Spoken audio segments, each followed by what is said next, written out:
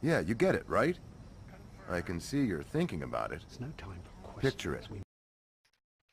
Hello Guardians, this is Kris19aefe from Market Kill Squad. Under the command of Executive Dale, today I got me a professional cryptarch to help me with my deciphers today. We're going to be going over the Hunter's Grimorie card. You can find it in the Grimorie section on Bungie.net. Go under your Guardians classes, and we do have two for the Hunter that we're going to be going over and talking about today. I do have some help today. I'm going to let my cryptarch introduce herself before she gets started. Hey Guardians, my name is Loverigoma and I am from New Monarchy's Kill Squad, and I am going to be your cryptarch today, and today we're going to be reading the Hunter Grimorie cards. Our old worlds have grown feral, rabid beasts with teeth of rust and ruin, but such beasts are meant to be broken, or tamed. Hunters stalk the wilderness beyond the cities, harnessing the light to reclaim the secrets of our lost worlds. They are daring scouts and stealthy killers, experts with knives and precision weapons.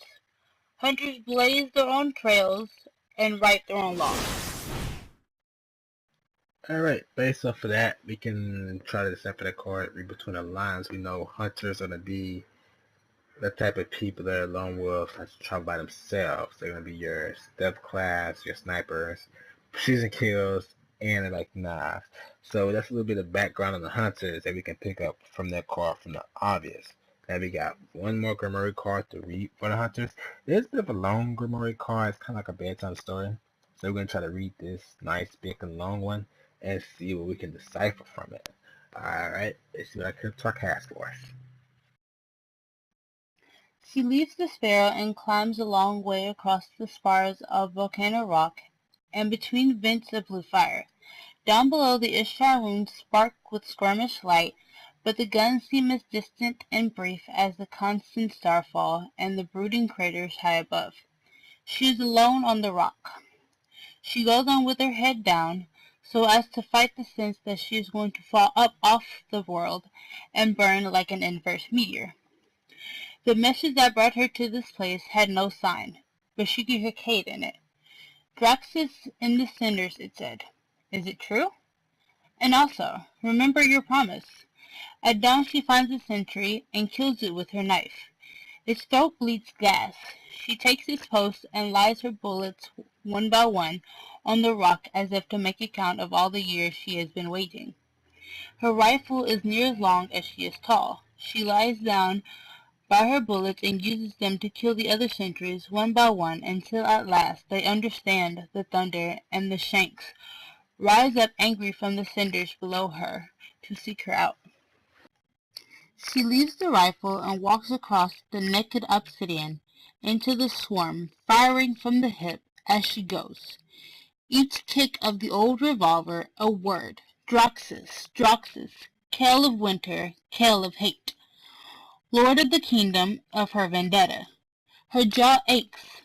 She used to imagine biting out his throat with armored teeth.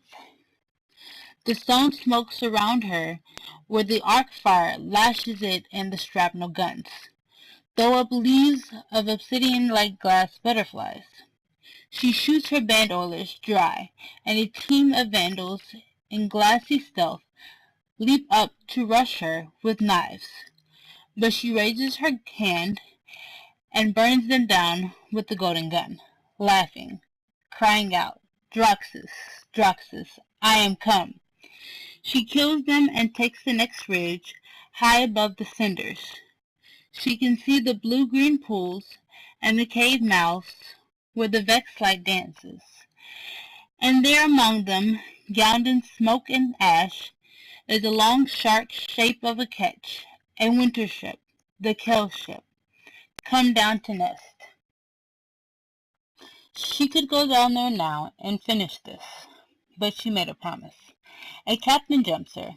She throws 2 knives into his armor and then shaves his chest in with her own ghost, wrapped up in her fists like a stone. Tell the vanguard, she says to her ether-spattered fist. Tell them Draxus is here. Her ghost looks up at her in silence. When she makes no move to go down the cliff towards the ship, it blinks once. In its own way, it makes a soft sound, like a sigh, like relief. Thank you, Loverigoma. Basically, what I am picking up from this is that, first off, obviously, this happened on Venus. We know because the Istra Sync, Blue Fire, Pale Ship, all that's on Venus, Vex and falling together. That is on Venus. If I guess what type of race this person is, I would say that they're an exo. The reason I would guess that is because of armored teeth. We know that the humans and Awoken have regular teeth. The exos are only people that probably have mechanical teeth, that have armored teeth. So I'm assuming that this person is an exo. I'm assuming that this person is close to K, because she can hear K's voice, and she made K the promise. To make a promise to somebody, you know, you kind of have to be closest to that person, especially to keep that promise. And also mention of a weapon in here. I don't know if you guys caught that or not. Band oilers. I never heard that before.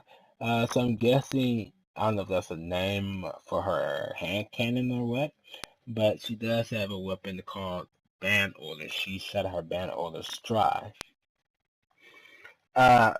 We know this happened during the time after our guardians have been awoken, because she wants to tell the Vanguard that Drax is here on the Kale that's down on Venus, and I'm pretty sure that's a story misses when you go to beat Draxus and throw him off his throne. So we do all this take part after our guardians have been arisen. So this is like a current time right now. Well, you can guys let me know what you guys think of this Grimorie call for the hunters in the comments below. This has been Kris and Loverigoma from NMKS Kill Squad. You can send me a message on PSN at Kris19aefe, and you can check out our clan on Bungie under hashtag NMKS or NMKS Kill Squad. And as always, Guardians, Remember, you have friends in the new monarchy.